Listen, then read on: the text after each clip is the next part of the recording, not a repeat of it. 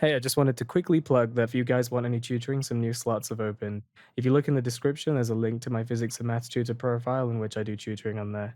Okay, hello everybody, welcome back to another episode of the A-Level Cookbook. Today we're going to be doing the AQA A-Level Chemistry Paper 2 from June 2017. So it says Figure 1 shows some compounds made from a halogenoalkane. Draw the displayed formula of compound J. So we have some mysterious compound J, but if we have a look, this is a halogenoalkane. We're reacting with NaOH. What's going to happen is you're going to have that OH swap for the Br.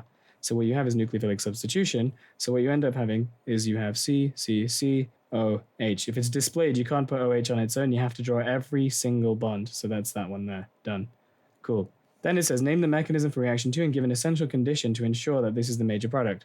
So if we look at reaction 2, what's happening? We've got Br, we've switched to NH2. So the mechanism is we're going to be using NH3, which has a lone pair of electrons, which then gets donated to this carbon here that's deficient to form NH2 and boots off the Br. So what we have is we have nucleophilic, and because we're swapping the Br for the NH2, it's substitution. Then it says what condition to ensure that this is the major product. Now the problem is if you look, that's still got a lone pair. So then that can act as a nucleophile and substitute in itself, and you can end up getting secondary, tertiary, and even quaternary ammonium ions. So what we do is we need to make sure that this is only what we end up getting. So we use excess ammonia. So that's the one that's doing most of the substituting. Then it says calculate the mass in grams of this produced from 25 grams of this in reaction 2, assuming that there's over 75% yield. So if we just have a quick look, CH2C3Br, this and this, right? Just sketch out the equation again. So basically, we're making this something, something, something Br eventually becomes the something, something, something NH2, right? Now we know that we started off with 25.2 grams of this, and we know we're going to end up making some amount of grams of this, but then it's a 75% yield, right? You can see that they're in a 1-to-1 ratio because you're only swapping one of these with one of these. So we're going to work out the moles of this something, something, something, all of that, blah, blah, blah, Br, which is going to be its mass over its MR, which is 25.2 over the MR, which you can work out using the periodic table, 25.2 over 122.9, which is 0.205 moles. Now they're in a 1-to-1 ratio, so the moles of the blah, blah, blah, blah, blah, NH2 is also going to be, theoretically, 0.205. However, the percentage yield is 75%, so we actually make 75% of that. So remember that your actual over theoretical times 100 is the percentage yield. So if you rearrange that, you can get the actual. So our actual blah, blah, blah, blah, blah, NH2 moles is going to be 75% of this. So 0.75 times 0.205, which is 0.154 moles. They want the mass of this stuff.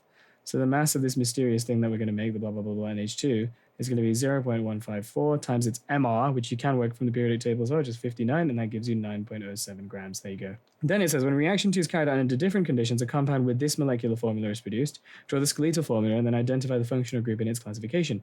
So here, we're doing reaction 2, but something slightly different. We end up with C9H21N. So we've got 1, 2, 3, right? So for some reason, now we've tripled the number of carbons, but the N is still the same. So to me, that's suspicious. And again, because that's got a lone pair, that can act as a nucleophile and substitute with itself. So what ends up happening is you've got an N substituted amine, right? So what happens is this N, rather than being NH3, has now got 3 of these other bits that it's stuck like on it, this. So what ends up happening is you've got N with that, this, and then this. Because you can see there's 1, 2, 3 here, 1, 2, 3. Each bend is a carbon. So it's got 3 of those there. The functional group, including its classification, is that it is a tertiary amine. Now it says identify the reagent and conditions used in reaction 3. So in reaction 3, we're going from CH3, CH2, CHBr to C3H6, right? So if that's happening, what we are doing is we are going from here, a halogenoalkane, to an alkene. The only condition that you can do that with is with NaOH and ethanol. So the reagent is going to be what you're going to put into this. You can't just say OH minus really. You need to add what it would be. So NaOH is the deliverer of the OH minus. As you dissolve it, it'll become Na plus and OH minus, right? And we also need to use ethanol. There you go. Then it says name an outline and mechanism for reaction 3. So if we again look at reaction 3, it's this, and we're going to this, right? So what we are doing is well, if we compare them side by side, we're booting off the Br, and we're also booting off an H, and we're making a double bond, right? So this is going to be elimination. So draw out what you know to start with. So it's going to be the H3C, CC, Br, right? Then it's going to be H, and it's going to be an H, and then it's going to be an H, and then it's going to be an H. We're using OH, right? It's OH minus. Now, we know we're going to end up making an alkene. So it's going to be H3C, C, double bond C, H, H. So 1, 2, 3, 4, and then H, right? Cool. So we need to figure out how we're going to end up making this from this and what we're actually left with as well. So if we do this, then this OH minus needs to basically boot off something, or cause something to get booted off. If we put it here, then it will bond with that, and then you'll end up with an OH. There's no OH here. These are lost stuff. So we need to figure out a way to remove hydrogens. So what happens is this OH, because the movement of curly arrows shows the movement of electrons, right? So it gives its electrons to this H, right? This H now has bonded with this, but it's still bonded with this. And it's like, I don't want that, bro. I don't want that many bonds. So it needs to fix that. So if I draw the arrows going this way, the electrons are going to this H, which would make them negative, and it's got too many. What it does is it breaks the bonds here. But I don't want to give it here. What you do is the electrons get put in here. And can you see how that makes a double bond now? If we look here, though, we've now got a double bond here, right? But the problem is that's got too many bonds and needs to boot something off as well. Now, if you see from here to here, there's no Br on this one. So the Br's been booted off. So what happens is it breaks the bond by giving these electrons to the Br. Not the other way around, because if you do that, you're implying that the Br is giving them electrons this way, so it'd be negative. So it's actually this. There you go. And that's it. So the rate equation for this reaction between A and B is this, and it shows, here's a figure showing the concentration against time. So when you're doing just these general graphs, it's always helpful to look at what the gradient of a graph means. The gradient means the change in the y and the change in the x, right? In this case, the gradient is the change in the concentration of A over the change in time. Would you look at that? If that's your gradient, that's your rate, right? And the gradient is also, you can use another word, steepness, to help understand this. Because here you can see it's very steep to start with. So the gradient is very steep, meaning that the rate is very steep, as in it's fast. But here, the gradient's not so steep. It's shallow and eventually stops. So if there's shallowing steepness, it means the gradient's getting less steep, which means it's getting smaller, which means the rate is decreasing. So that's always helpful to think about. Now here it says to draw a tangent at the curve at time t equals 0. So all you would do is you would grab a ruler and you'd draw a line as best as you can. I can't do it very easily because this tablet is absolutely rubbish, but you would just do that basically as best as you can, trying to match the incline of the curve, which I clearly can't do properly. There you go. Then it says, use this tangent to deduce the initial rate of reaction. All you would do is you'd work out the gradient of the initial rate by finding out the gradient of this tangent you just drew, like I just showed you there, because the change in y over the change in x is the rate. Now, to do that, you pick 2 points like here and here, and you would do y2 minus y1 over x2 minus x1, right? So if I do that, my second coordinate's here, not there. This is your second one. Every time you go to the right, the number of the coordinate goes higher. So that's the second, that's the first. Don't do it the other way around. You'll end up with a negative answer, but that's right because the line's going down. If you do it the other way around, you'll screw up things like Arrhenius plots and that. So y2 minus y1, so our second y is 0.30, and we're going to do minus y1, which is 0.5, over the x2, which is 5, minus x1, which is 0. If I do that, we end up getting 0.04 mol dm minus 3 per second, S1. There you go. So then the experiment was repeated at the same temperature, but with the same initial concentration of B, but a different initial concentration of A. The new initial rate was 1.7 times greater, calculates the new concentration of A, sorry. So what's happened here is, again, just rewrite this equation, so just I have it here, R equals A squared K times B like this, right? They've told you that we've done something to A, and this rate has now gone up by a factor of 1.7. So this rate, right, is proportional to the concentration of A squared. So if I double A, what this becomes is 2A, right? 2A is been squared. So the rate would have to be 2 squared like this, if that makes sense, right? So here, for some reason, the rate has gone up by 1.7. So something squared has given 1.7. So if the rate's gone up by a factor of times 1.7, then that means the concentration of A squared has to have gone up by 1.7 as well, right? So then that means the concentration of A will have gone up by the square root, will have gone up, not equal, will have gone up by the square root of 1.7.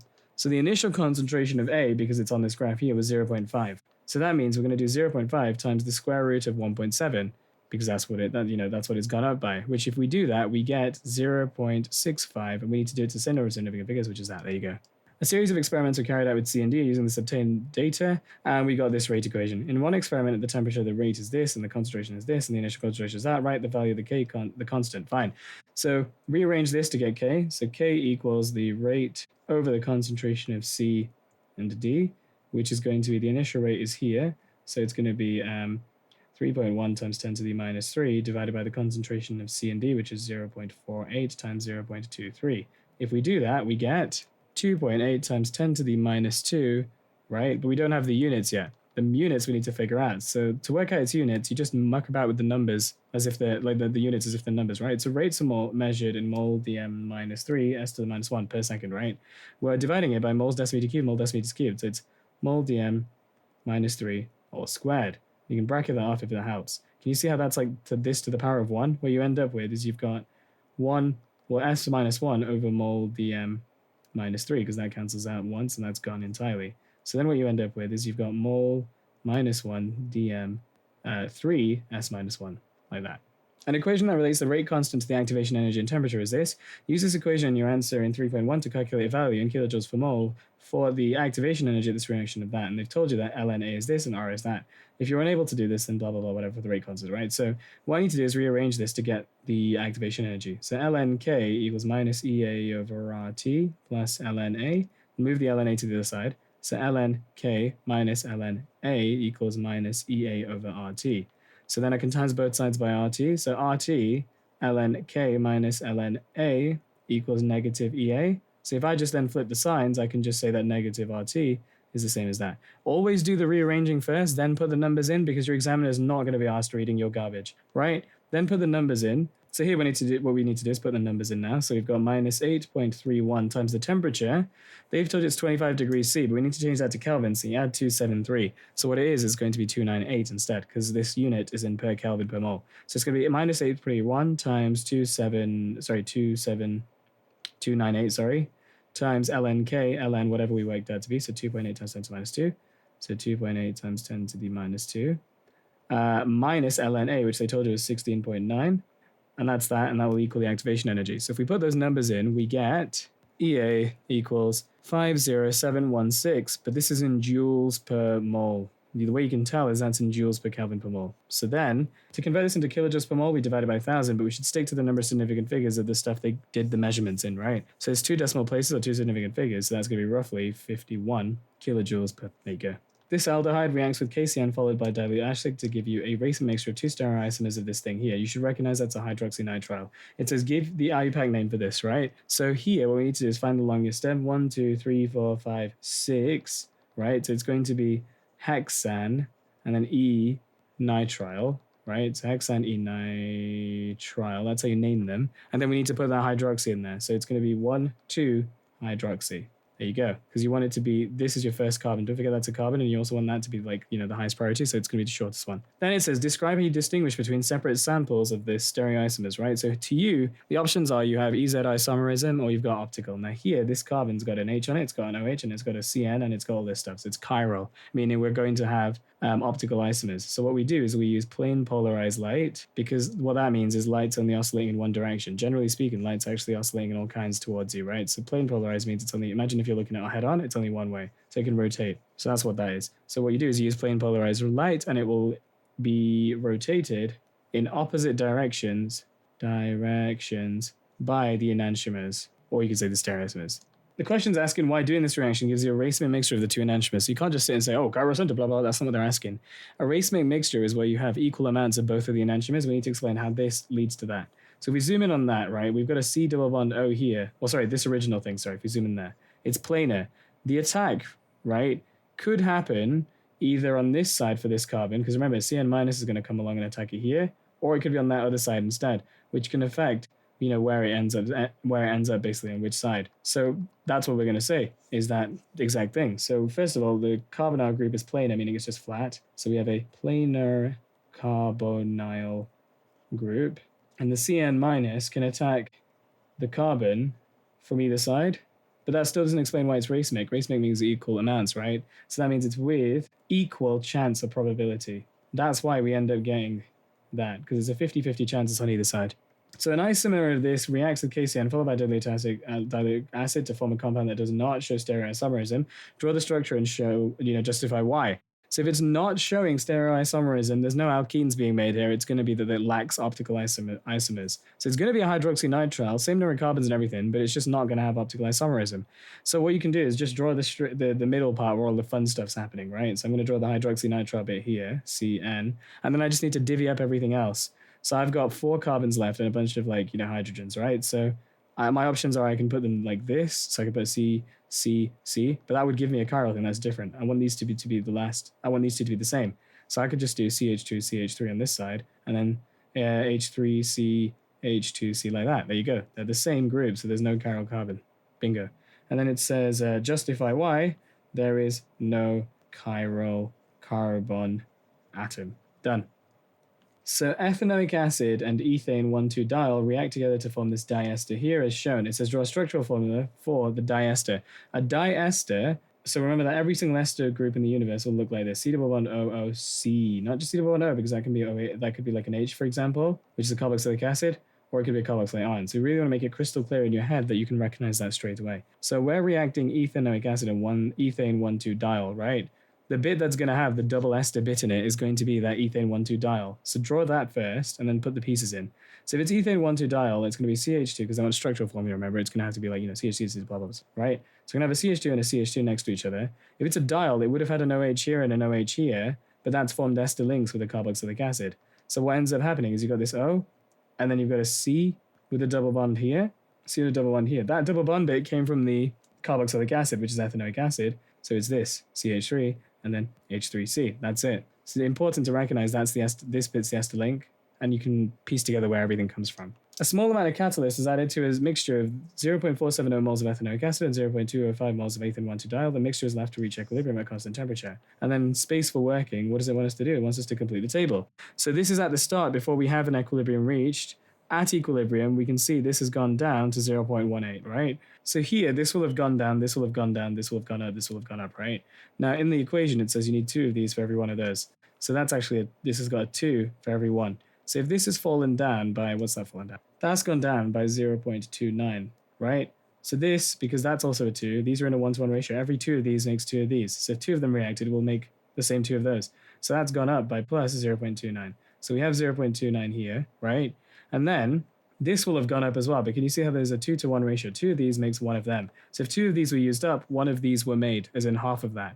So you would do a half of this, which is going to be 0.145, right? Now 2 of these made 1 of these and 2 of them. Every 2 of these reacts with 1 of those. So that will have dropped by a half of the 0.29. If we do that, we end up getting 0.06. There you go. Then it says, write an expression for the Kc for this reaction. The total volume of the mixture does not need to be measured to allow a correct value of this Kc to be calculated. Justify this expression. So what we need to do is write out the Kc. So it's going to be the constant. So Kc equals the concentration of the C6H10O4, right? And then the H2O squared, all divided by the CH3COOH, right? Squared. And then it's going to be HOCH2CH2OH. And then for some reason, we do not need to work out the total volume. Imagine all of these concentrations, right, as instead having the moles divided by the volume. So something. So in this one, for example, the H2O, right, be H2O over V. Every single one of them would be an over V. So it'd be, for the first one, it would be this whole thing, 1 over V times something over V, which would give you 1 over V cubed, right? Here, that's a 1 over V squared times a 1 over V, which is also a 1 over V cubed. These cancel out. The volumes cancel out. So then that's all it is. The volumes cancel out. A different mixture of ethanoic acid, ethane 1,2-diol, and water is prepared and left to reach equilibrium. The amounts in this new equilibrium mixture are shown below. The value of Kc was this at this different temperature. Use this value in the data in table 2 to calculate an amount in moles of ethanoic acid present in this new equilibrium mixture, and then give your answer to an appropriate number of significant figures. So there's a multiple bunch of steps going on here. We want to find out the moles of the ethanoic acid here, right? And we've got our Kc from before, which is there. So we've been told the Kc is all of, we've got Kc as all of that, right? We want to find ethanoic acid, so let's rearrange it first to figure out that. So we're looking for U. So if we times this by that and move the Kc there, we end up getting CH3COOH squared would equal the C6H10O4 concentration, H2O squared, all divided by Kc times HOCH2CH2OH, right? Now, if I want to find this thing, I can just square root the whole thing. So just going to, for the sake of space, put that there and then square root the entire thing. Right, now let's have a look at what we know. The questions told you the volumes cancel out. They're not relevant, so these all work as numbers. And we need to find this mysterious thing. That just means we're going to plug the numbers in and see what we have, right? So we're going to put the square root of the concentration of the moles of this, because remember they all cancel out, so we don't actually have to think about that. It's going to be 0.802 times this, but it's squared, so 1.15 all squared, divided by the Kc, which they told you was 6.45, times the concentration of this stuff here, which is 0.264. Now, if we do that, we end up getting roughly, and it's a number, for every number of significant figures, they gave us 3, we'll give them 3. So it's going to be roughly 0.789. There you go. This question says, use the data booklet to help you answer this question. This question is about amino acids and peptide amide links. Fine, I'm going to put you up here just for now. So it says here, draw the structure of the zwitterion formed by phenylalanine. So zwitterion is where it's become, it's given out an H plus and it's accepted an H plus, right? So that's where something's acted as an acid and a base. Now, if we look at phenylalanine, where are we? That's here. This is the acid, that's the amine, that can accept a proton and that can lose a proton. So what happens is it's going to be H3N plus, and then the CH, and then a COO minus, and then it's going to be this benzene ring just chilling there. Sorry, CH2, whoops, and then the benzene ring just chilling there like that. Then it says, draw a structure of serine at high pH. So when you have a high pH, what happens, what that means is you've actually got very little H+. So this is all equilibrium stuff, right? So that means that this COO minus, COH, will lose H+, to try and increase H+ almost. So then if we look at where serine is, serine's here, what you end up having is you've got H2N, CH, COO minus, CH2OH, like that, because it's lost an H+. Then it says, draw the structure of both dipeptides formed when phenylalanine reacts with serine, and then show all of the atoms and the bonds in the amide link. So if we have a quick look, the peptide bond is an amide link, and an amide link is C double bond O N H. That's what it is, all of them. You should be able to immediately recognize that. So you pick one and you draw it, and then you're like, okay, let's go. So this is going to be phenylalanine, which is now joined with serine, right? So then we're going to just have, it's a dipeptide as well. So you're not going to leave the bonds open. They're going to be closed because it's done its job after the two have joined. So we're going to have H2N here, CH, right? Actually, make a bit more space, sorry, whoops. We're going to have H2N here, we're going to have CH here, and then C double bond O, because that carboxylic acid bit opens up, and then the NH from the next serine, sorry. And then it's going to be the CH2, and then the benzene ring here, right? Then this N has lost an H from the serine, and all of this stuff, right? So it's going to be the rest of it. So the C and the H, and then the C, OOH, and then it's going to be the CH3OH. That's what happens. It's this bit here. And it's closed off at the ends because they're asking you for a dipeptide, not for just a repeating unit. So an amide link is also formed when an acyl chloride, which you should be able to recognize as C double bond O, Cl, reacts to the primary amine, which is where you have NHH and an R group.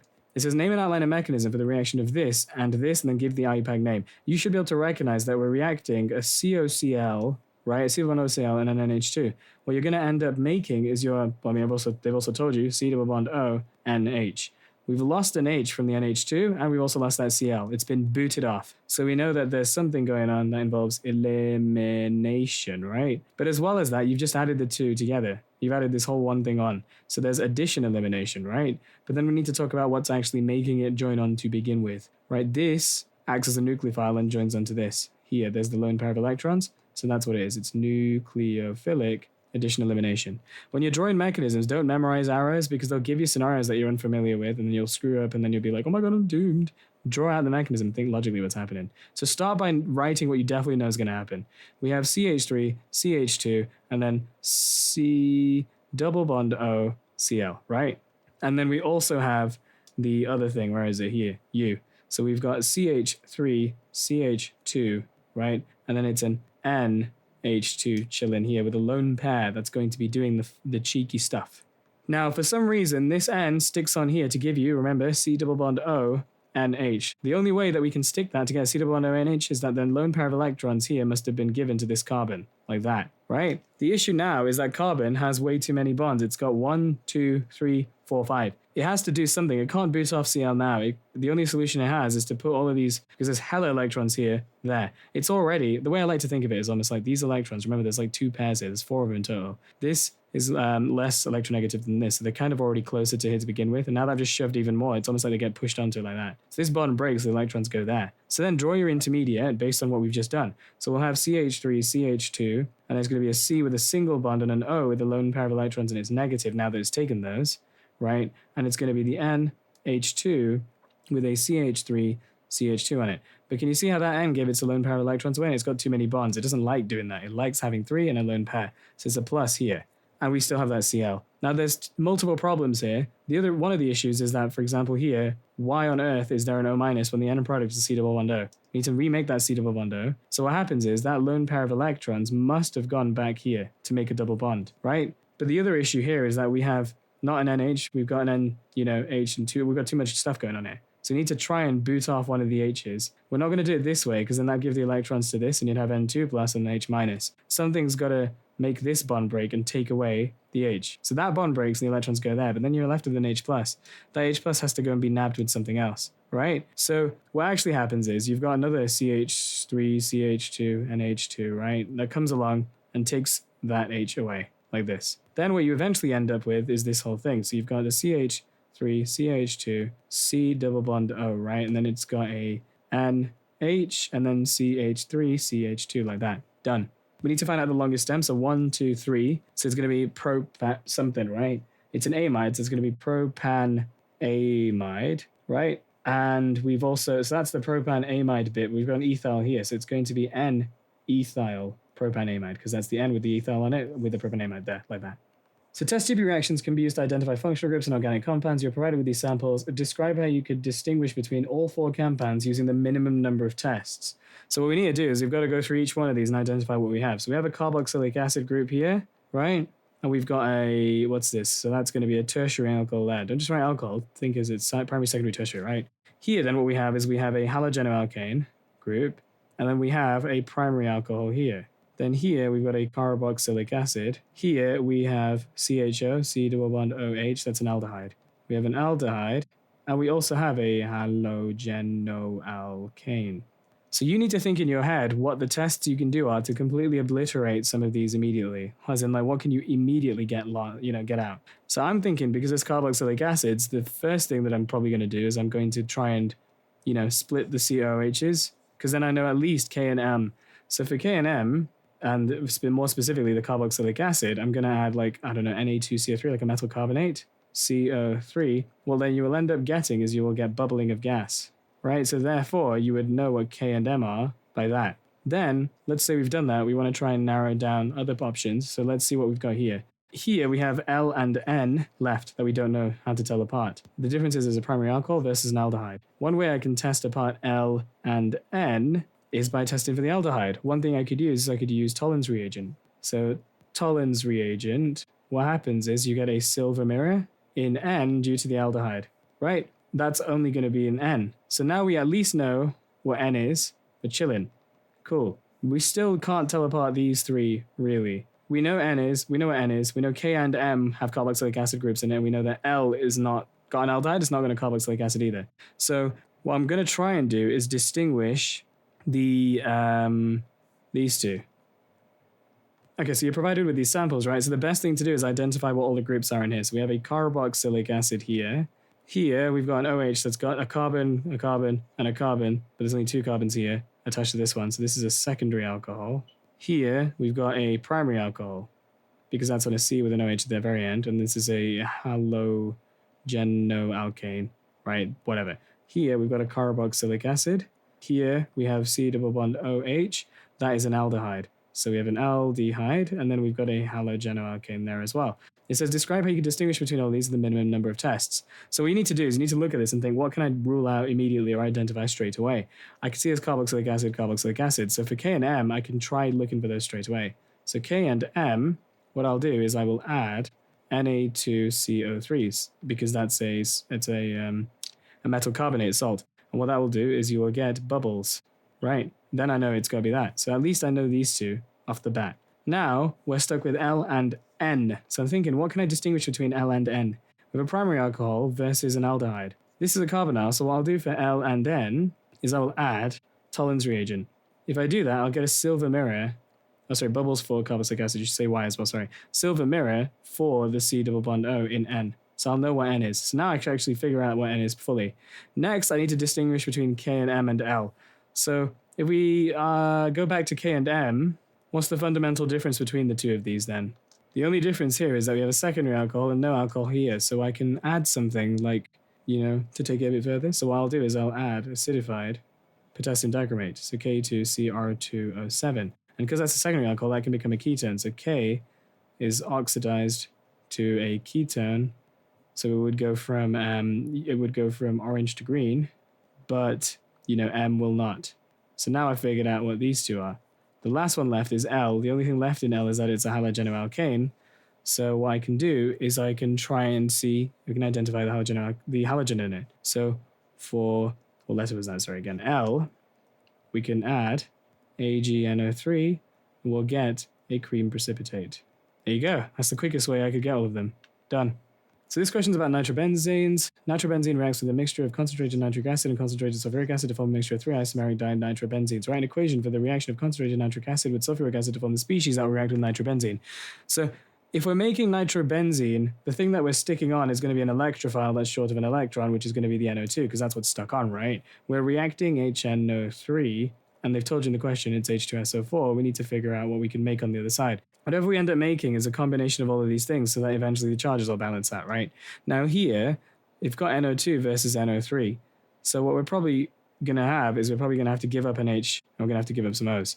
So what you end up making in this reaction, just for this, you should just know this, to be honest, is HSO4 minus plus H3O plus, like that. There you go. Now it says, name and outline a mechanism for the reaction of this species nitrobenzene to form 1,3-dinitrobenzene. So here, we're reacting it with nitrobenzene, right? So there's a couple steps to this. I mean, they've also told you it's 1,3-dinitrobenzene, but sometimes as well, it's important to appreciate that benzene is a 3,5 directing, meaning that it makes electrophiles that go onto it towards the 3,5 positions. So in this case, we've been told it's fine anyway, right? So the name of the mechanism is we're going to be adding this electron deficient thing onto here, but we can't just put it on. We have to kick something off. So it's swapping with an H in this. So it's substitution, and it's only reacting with the benzene because it's rich in electrons in its pi system, which means it's attracted to electrons, which is an electrophile. Philia, electrophile, attraction to electrons. So for example, an audiophile is somebody who really likes audio. They've told you it's a reaction with this species, the NO2, with nitrobenzene. So you're going to draw a nitrobenzene here, like this. There's your NO2, right? And it's told you it's to make 1,3-dinitrobenzene. So it's going to be, here's your 1, 2, 3, it's going to be here. So what happens is, you have some electrons from here going to this NO2 that's positive. So then what you end up with is you've got this NO2 here, we've got an NO2 happily here, but the issue is now this ring is broken and it's positive, and this hydrogen here, well, this carbon atom has too many bonds around it. So it needs to fix this by either one, booting this off, which was not really beneficial, or booting this off, which is probably what's going to happen, and it actually does. So then the options are, if we move the electrons this way, then we're going to get H minus, and we're going to have two lots of positive in here. So what it does is it breaks them and puts the electrons back in here like that. There you go. So then the ring is reformed. Everyone's happy like this, right? NO2 and NO2. And now you've got an H plus as well, chilling. There you go. The dinitrobenzene shown investigated with TLC. In an investigation in the fume cupboard, they used a concentrated solution of this pure thing on a TLC plate coated with solid that contains polar bonds.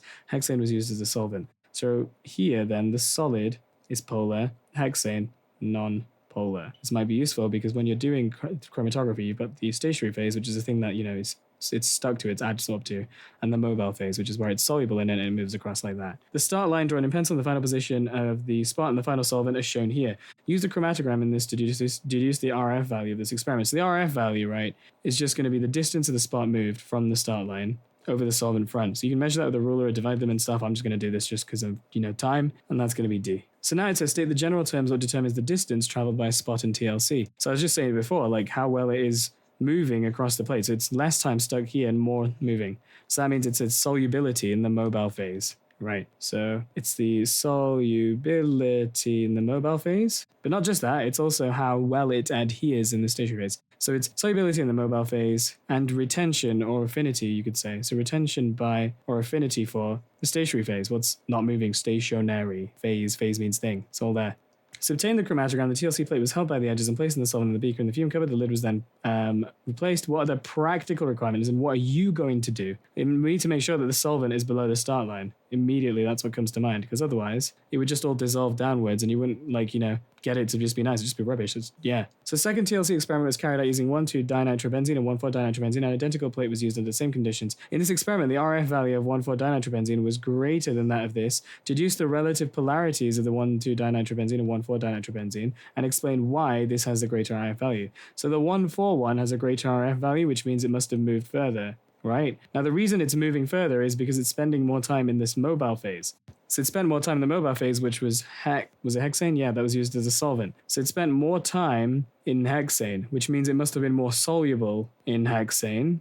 Now, because hexane is non-polar, this 1,4 blah blah blah must have been less polar, because non-polar likes to dissolve in non-polar, and polar likes to dissolve in polar, right? So in that case, the relative polarities of the 1,4 is that 1,4 blah blah blah is less polar. Why? It's because the 1,4 blah blah blah blah blah is more soluble in hexane, which is non-polar. That's it.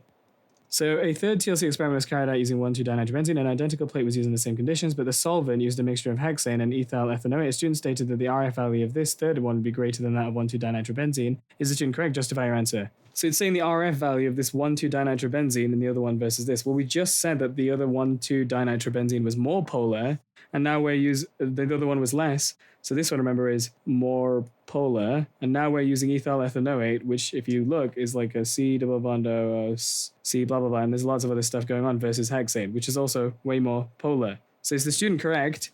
Yes, because the 1,2 blah blah blah was more polar, and this new solvent they're using is the mobile phase, the ethyl ethanoate blah blah blah, is also more polar. Therefore, the 1,2 blah blah blah is more soluble in the solvent, and therefore it moved further. There you go. So just as a summary, remember that polar likes to dissolve with polar, and non-polar likes polar. For example, if you mix oil and water, they don't dissolve. If you mix oil and another oil, they will mix and dissolve. Whereas if you mix water and acid, it will dissolve. So there you go. So here it says, use the data booklet to help you answer these questions. DNA exists as two strands of nucleotides in the form of a double helix, the hydrogen bonds, and then it says, name what the types of the groups are attached to this. So this is your deoxyribose sugar. 1, 2, 3, 4, 5. It's a pentose sugar, right? And it's saying what X and Y are. So the X is going to be a nitrogenous base, or just a base. And then your Y is going to be part of the phosphate backbone, so it's going to be phosphate here. So in the DNA double helix, adenine is linked by hydrogen bonds to a molecule and another strand of DNA. Complete the diagram to show the other molecule and the hydrogen strands between it and adenine. So adenine and thymine like to go together to give you 2 hydrogen bonds. And then C and G like to go together and they give you 3. They're complementary bases, right? So all you do is you just pick out the thymine from the data sheet, and then you just copy it and write the hydrogen bonds. The hydrogen bonds in thymine form here, like this. So the hydrogen bonds are between the O here, which I've drawn really high up, to this H there, and then 1 from an N to an H here, like this. This question is about 6 isomers of C6H10O2. Give the full IUPAC name of this. So again, we look for the longest stem. 1, 2, 3, 4, 5, right? And I'm going to put the carboxylic acid is probably the highest priority. So we know it's going to be pent something oic acid, right? Now we know it's going to be 1 oic acid because it's the first carbon, and there's a 2 alkene, so 2 enes. It's pent 2 ene 1 oic acid, right? But not just done yet, because there's also 2 different groups here, 2 different groups here. And you can see that the higher priority ones are on the same sides. It's actually Z. And also, as well as that, we're not done, because it's Z, but also we have a methyl group here as well. 1, 2, 3, 4, 5 methyl. So it's Z, 2 methyl pentene, pent 2 ene 1 oic acid. A sample of P was mixed with an excess of oxygen, and the mixture was ignited. After cooling to original temperatures, the total volume of the gas remaining was this. When this gas mixture was passed through an aqueous sodium hydroxide solution, the carbon dioxide reacted, and the volume of the gas decreased to this. Both gas volumes were measured at this and this. Write an equation for the combustion of P in an excess of oxygen, and then calculate the mass of oxygen. So the mass in grams of P that was used. So the equation, just use we know it's C6H12O2, right? So start with the common sensey stuff. C6H10O2. It's told you it's been reacted in oxygen, and we're going to make 6 CO2. Oh, sorry, no. Well, I've skipped a step ahead. It's CO2 plus H2O, right? We know we have 6 carbons, it's going to be 6 H2Os, and we know we have 10 H2Os, so it's going to be 5 H2O there, and then we're going to need what? So there's going to be how many? We're going to need 7.5. So yeah, 7.502 there. There you go. We need to figure out what all this text is. It's told you that after cooling this original temperature, the total volume of the gas remaining was 335 centimeters cubed. When this gas is passed through aqueous sodium hydroxide, the CO2 reacted and the volume of gas decreased to this. So that means all of this gas that had been dropped must be the CO2. So CO2, gas volume would have been 335 minus 155. If we do that, you end up getting 180 centimeters cubed. Cool. The question wants us, though, to find out the mass in milligrams of the P that was used, right? In order to do anything, we're going to have to do some mass equals moles MR stuff, right? But the only way to do that is to figure out the moles of the CO2. We only know its volume. So we're going to use PV equals nRT. PV equals nRT. So then N equals PV over RT. Always write the rearrangement out first. You'll get marks for that. Then let's write out what we know. So our pressure, it has to be in base units. That's going to be 105 with 3 zeros, pascals, because not kilopascals. We know the volume of our gas now is going to be 180 centimeters cubed, right? But we need it in base units. So 180 centimeters cubed. For example, if I have 1 centimeter, right, and I want to go to a meter, I divide by 100, right? So it'd be it'd be 10 to the minus 2, right? Here, if I'm going 1 centimeter squared, it's going to be divided by 100 squared. And then for 1 centimeter cubed, it's going to be divided by 100 cubed. So here then, the volume is going to be 180 times 10 to the minus 6 meters cubed. We know R is 8.31, and we know that the temperature is 25, but we need to change it to Kelvin, so you would do 25 plus 273. The reason you know that is because this is in Kelvin per mole, not degrees C per mole, so you got to change it to Kelvin. So if we do that, that temperature is now 298. So that means the moles is going to equal 105,123 times P times V, which is going to be 180 times 10 to the minus 6, all divided by RT, which is 8.31 times 298, which we end up getting is 7.632 times 10 to the minus 3 moles of CO2. Now you can see that there is a 6-to-1 ratio of that stuff, right? So the moles of the C6 blah, blah, blah, blah, blah is going to be 1/6 of the answer, which is going to be 1.272 times 10 to the minus 3. So then we now know how many moles of this eventually made that many moles of that. So we can now work out the mass. So the mass equals moles times the MR, which is going to be the 1.272 times 10 to the minus 3 times the MR of this C6 stuff, which you can work out from the periodic table, which is going to be 114, which is going to be 0.145 grams. But they want it in milligrams, so you times it by 1,000, and you get 145 milligrams done. Isomer Q is a cyclic compound. The infrared spectrum is shown, and the carbon-13 NMR spectrum is shown here. Use these spectrum tables A to C in the data booklet to deduce the structure of Q, and in your answer, state one piece of evidence you've used from each spectrum. So in that case, what we've got to do is we've got to look at a bit of everything going on here. So we know that the formula is going to be C6H10O2. We know it's cyclic or cyclic, and that's about it. So then what we need to do is we've got to look at the evidence. So if you look at the evidence from figure 4, we'd see there's this fatty peak there, right? That's an OH acid if you look from the data sheet from 2,500 to 3,500. So you would say there's got to be an OH from an acid at 2,500 to 3,000. And then the evidence from figure 5, 1, 2, 3, 4. There's 4 carbon environments, right? And then what we do is we look at the data sheet and look at the peak. So this peak here corresponds to C double bond O, which could be an ester or an acid. And then at 40 whatever, because I've got the data sheet up on another screen, that's going to be RCOCH. So then this is a C double bond O, right? So then, as well as that, you can also see there's a peak here, which is C double bond O. So then that means we'd write that there as well. So what I've just written up there, I'll just say written above because I'm lazy, but you put this there too. So now the structure of Q is, what do we know? It's cyclic. We know it's going to have a C double bond O in it, and we also know it's got a OH in it. So it's probably going to be a carboxylic acid, and we also know it has, again, 4 carbon environments, right? So I need to make something that's cyclic and is going to have that. So what I'm going to do is I'm going to make a cycle up around a thing and then stick a COH somewhere. So our options are, we could do, for example, C6. One of those C's is going to be a COH, right? So let's try making the rest of it cyclic. So if I do like this weird pentagon, and then I put a COH here, that's 1, 2, 3, 4, 5, 6. That's fit the bill there. It does fit that formula, and now we need to just check whether it's got the right number of environments. So there's 1 carbon environment, there's 2, that's the same as that, that's 2, there's 3, there's 3. There's a carbon there as well, that's 4. So that fits the bill. Another thing you could do is you could have a triangle with a COH on it as well, and you could have 2 methyls branched off like that, because they're going to be 1, 1, 2, 2, 3, and then 4. So those are either one of those are your options. Now isomers R and S are shown. Although the carbon-13 spectra of R and S show the same number of peaks, in R, in the C double bond O, we've got a 1, 2, 3 carbons there, right?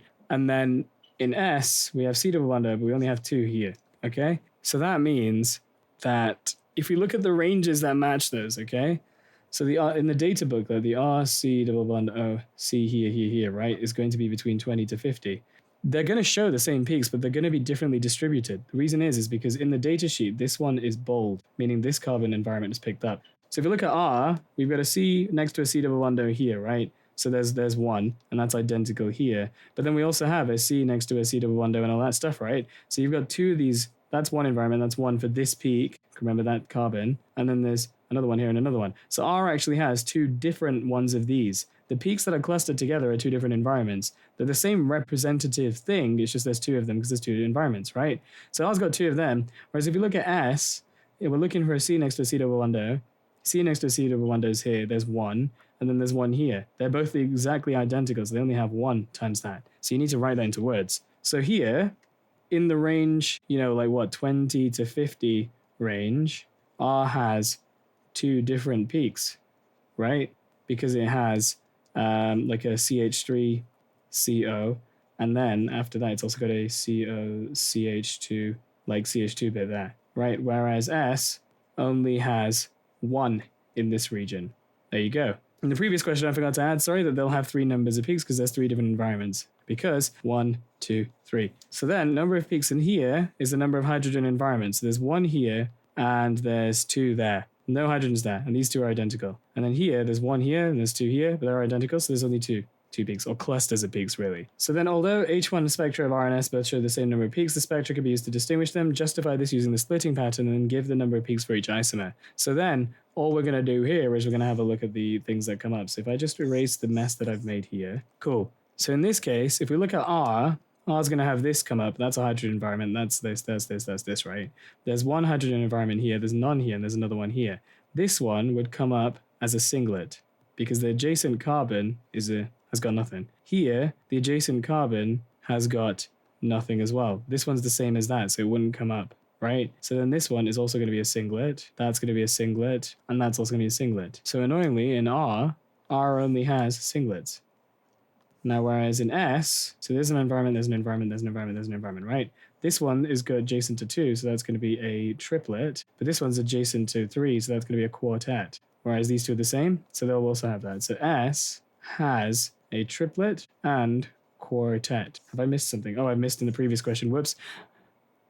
Right, okay. So the actions of 5-hydroxyhexanoic acid can lead to different products. On gently heating, 5-hydroxyhexanoic acid loses water to form a cyclic compound. Under different conditions, this forms a polyester. So draw the structure of T and then draw the repeating unit. So here we're starting with 5-hydroxyhexanoic acid. So if I take some space up here, we've got 1, 2, 3, 4, 5, 6 hexanoic acid there. And it's 5-hydroxy, so it's 1, 2, 3, 4, 5. So it's going to be here. We've got an OH. The question's told you that it can lose water to form a cyclic compound. To me, I'm seeing in the carboxylic acid group here and an OH, which means we're going to make an ester, which is this. All right, so that means T is going to be this carbon stuck here like that with an ester link. So start by drawing the ester link first, then it gets kind of easy. So here, we've got a C double bond O with its O here.